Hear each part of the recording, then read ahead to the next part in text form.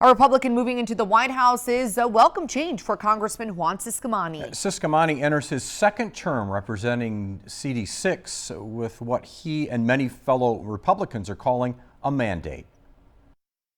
A very exciting time to be up here, once in a lifetime opportunity, and I am energized to do what we came up here to do. Congressman Juan Ciscomani telling me from his Capitol Hill office that with Donald Trump back in the Oval Office, he expects more of his own bills to make it to the president's desk. The enthusiasm is real. The leadership is also very real. And now, again, when we know that the work that we do, Pat can go to the Senate, get passed in the Senate as well, and get signed by the executive office of President Trump. So that means that the work is a lot more meaningful because it can make it all the way through, and we can actually do the things that we ran on. Ciscomani says he's already focused on the border. He's just been appointed vice chairman of the House Appropriations Subcommittee on Homeland Security, helping shape the budget for Customs and Border Protection. The influence is going to come from the appropriation side. We can come up with a lot of good ideas, but if we don't have the resources for that, then they go nowhere. And I'm not only on the Committee of Homeland Security on the appropriation side, but I'm the vice chair of that. Last session, Ciscomani was recognized as the most bipartisan member of the Arizona delegation based on his voting record.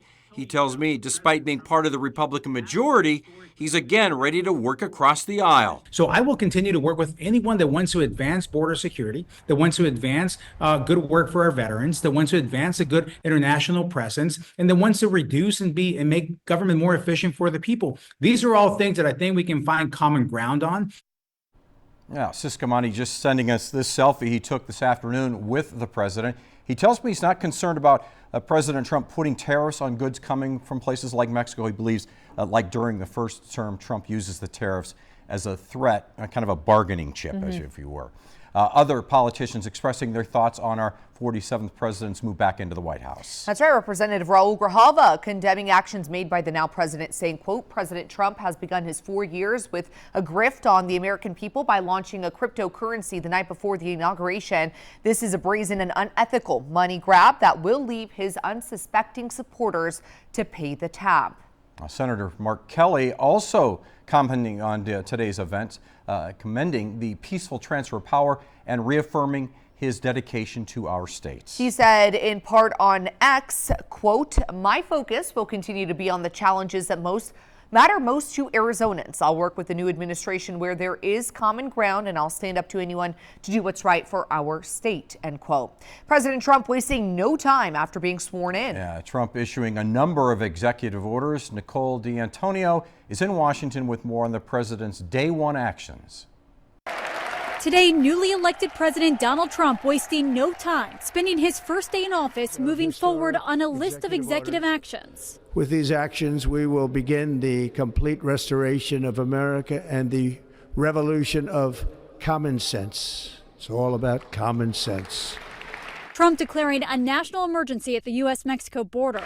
And I will send troops to the southern border to repel the disastrous invasion of our country.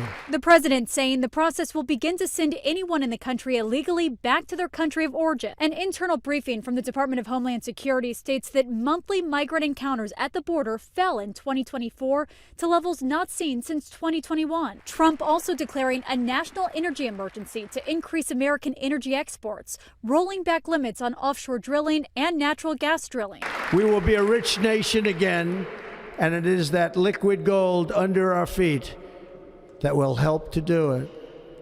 With my actions today, we will end the Green New Deal and repealing the Biden administration's rules on electric vehicles. The Trump administration also outlining executive orders stating the U.S. government will only recognize a person's gender assigned at birth, prohibiting federal funds from being used in programs that acknowledge people who identify as transgender. It will henceforth be the official policy of the United States government that there are only two genders, male and female.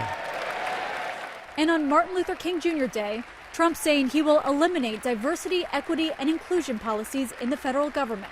We will forge a society that is colorblind and merit-based.